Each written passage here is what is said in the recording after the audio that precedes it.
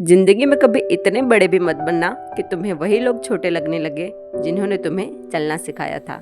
कहानी है एक ऐसे बेटे की जिसने अपनी ही माँ को गरीब और गंवार समझकर छोड़ दिया। दोस्तों, अच्छा एक बात आप मुझे बताइए कि एक माँ भला गंवार कैसे हो सकती है? जिस माँ की वजह से आज तुम इतने बड़े बने हो, आज वही गंवार हो गई। गांव के एक छोटे से टूटे घर में एक बूढ़ी माँ अपने बेटे राहुल के साथ रहती थी।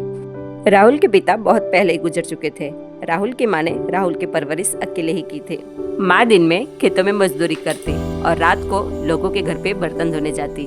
कभी कभी माँ भूखे ही सो जाती, लेकिन बेटे की पढ़ाई में कभी कोई कमी नहीं करती। माँ लोगों से हमेशा कहती, मेरा बेटा एक दिन बड़ा आदमी बनेगा और वही मेरी जिंदगी है। और सच में राहुल पढ़ लिख कर शहर में बड़ा ऑफिसर बन गया। बड़ा ऑफिस, महंगी कार, ऊंचा स्टेटस। लेकिन जैसे जैसे अर्जुन बड़ा आदमी बनता गया, उसे अपने गांव वाली माँ से शर्म आने लगी, जो मेरी नज़र में तो दोस्तों बिल्कुल ही गलत है। बच्चे शायद भूल जाते हैं कि माँ किन मुसीबतों का सामना करके हमें बड़ा किया होता है। राहुल को अपनी माँ की साड़ी, देसी बोलचाल, सीधी सादी आदतें, ये सब अब गंवारपन लगने लगा। और एक दिन राहुल ने अपनी माँ से कह ही दिया, माँ अब आप गाँव में ही रहो, शहर का माहौल आपके लिए ठीक नहीं है। लेकिन माँ तो समझ गई कि बेटा उसे नहीं, उसकी सादगी को ठुकरा रहा था। और उसी दिन माँ चुपचाप गांव लौट गई और मंदिर के पास रहने लगी। और इधर शहर में राहुल की जिंदगी चमक रही थी, लेकिन दिल कहीं न कहीं खाली था। एक दिन ऑफिस में अनाउंसमेंट हुआ कि कल मदर एप्रिसिएशन डे है। कल सभी लोग अपनी माँ को साथ लेकर आएंगे। ये बात सुनकर सारे कर्मचारी खुश हो गए, लेकिन राहुल मन में सोच रहा था कि मेरी माँ तो दिखने में ही अनपढ़ लगती है, भला मैं कैसे लेके आऊं? और उसने झूठ बोलने का फैसला लिया कि मेरी माँ बीमार है। अगले दिन ऑफिस सज चुका था। एक एक करके सभी कर्मचारी अपनी माँ के साथ आने लगे।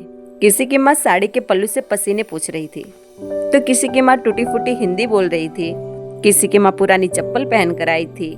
लेकिन सबसे अच्छी बात यह थी कि सभी ऑफिसरों को अपनी माँ पर गर्व था।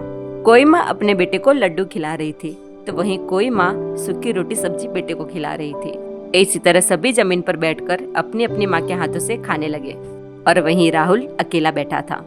राहुल की आंखों के सामने अचानक वो दिन दिखने लगे जब उसकी माँ भूखी रहकर उसे खाना खिलाती थी, बरसात में भीग कर भी उसकी फीस भरने जाती थी। और आज राहुल ने उसी माँ को गंवार समझकर छोड़ाया था। और आज पहली बार राहुल को खुद से नफरत हुई। उसी वक्त वो ऑफिस से भागा, सीधा गाँव पहुंचा, मंदिर गया, लेकिन माँ उसे वहाँ नहीं मिली। तभी किसी ने उसे बताया कि उसे मोहन अपने घर लेके गया है। राहुल सीधे मोहन के घर गया, जहाँ माँ जमीन पर बैठी थी और अपने हाथों से मोहन को रोटी खिला रही थी। राहुल वहीं दरवाजे पर रुक गया। अचानक उसे याद आया कि मोहन वही लड़का है जो पहले उसके घर पे भीख मांगने आता था। आज वही अनाथ बच्चा उसकी माँ का सहारा बना हुआ था। राहुल धीरे से माँ के पैरों पर गिर गया। माँ, मुझे माफ कर दो। और इतना सुनते ही माँ की आंखें नम हो गई। माँ ने राहुल के सिर पर हाथ रखा और बोला, बेटा बड़ा आदमी बनने में कोई बुराई नहीं है, लेकिन कभी इतना बड़ा मत बन जाना कि तुम्हें अपनी माँ ही छोटी लगने लगे।